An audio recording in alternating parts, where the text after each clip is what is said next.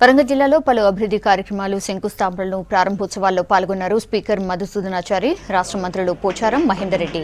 పరకాల నియోజకవర్గం చాయంపేటలో bus station నిర్మాణానికి శంకుస్థాపన చేశారు. 2 ఏళ్ల పాలనలో ఎన్నో సంక్షేమ అభివృద్ధి పనులు చేశామన్న మంత్రులు భవిష్యత్తులో ప్రజల సమస్యల పరిష్కారానికి కృషి చేస్తామని చెప్పారు.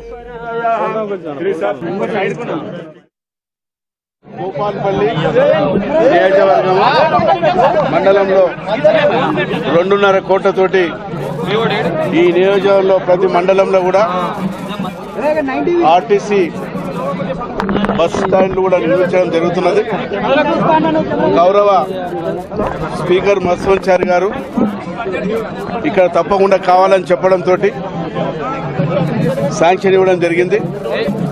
2.5 కోట్లతోటి కూడా వరంగల్లో ఉన్నటువంటి బస్ డిపోలతో పాటు బస్ స్టాండ్లలో కూడా ప్రజలకు ఇబ్బంది కాకుండా మంచినీటి వసతులు కానీ, సీసీ రోడ్లు కానీ, టాయిలెట్స్ కూడా ప్రతి బస్ డిపోలో బస్ స్టాండ్లో కూడా చేయడం కూడా జరుగుతున్నది.